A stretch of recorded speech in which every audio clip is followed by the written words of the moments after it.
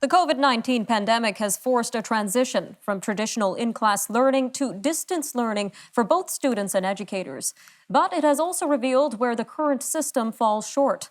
The Information and Communication Technology Council, a not-for-profit national centre for expertise in Canada's digital economy, published a report on December 8th titled Uncharted Waters Towards a World-Class Canadian E-Learning Program.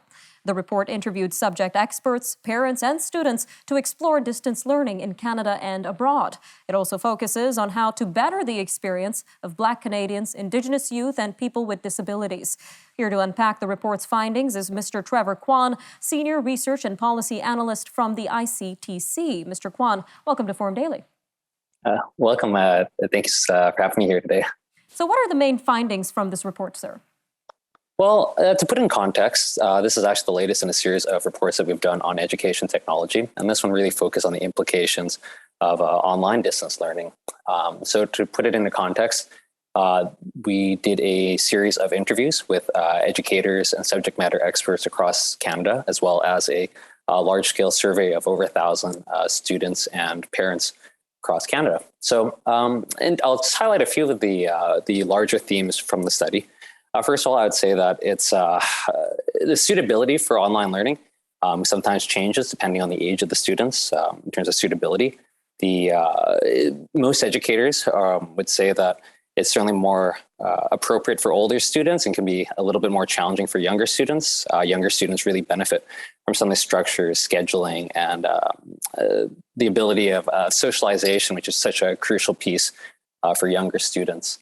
Another kind of interesting piece is around inclusion and inequalities. It's, I think it's kind of taken for granted in the early on that everyone will be able to smoothly make this transition to online learning. And as we saw in the last 2 years, that it has been more challenging for different groups, and we really need to make sure that everyone can fully participate in this. Certain groups have found the transition far more difficult, including certain minority groups as well as students with disabilities.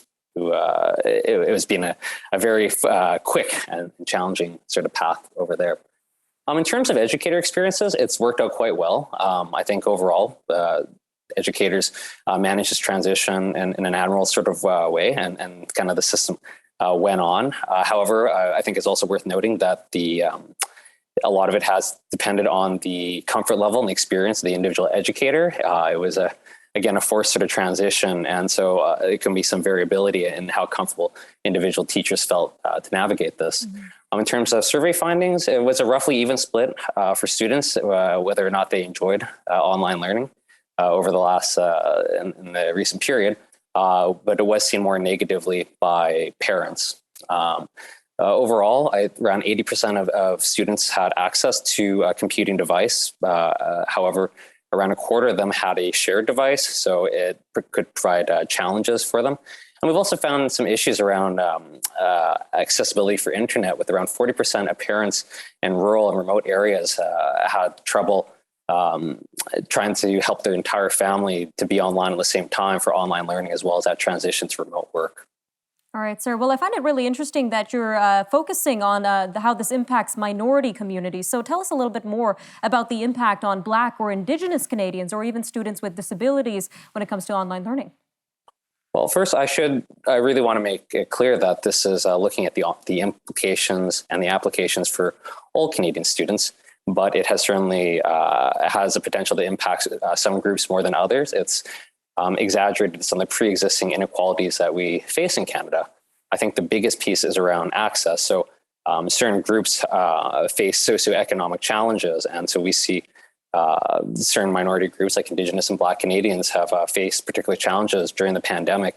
And as we see in the Stats Canada data, they've faced more recent challenges in terms of household finances, as well as kind of historical issues that means that it can be more difficult to get access to their own personal computing devices, as well as reliable, affordable internet access. And this is, of course, worsened for rural and remote communities that might not have the same sort of broadband internet availability. All right, so just As for, and I can talk briefly around the students with disabilities.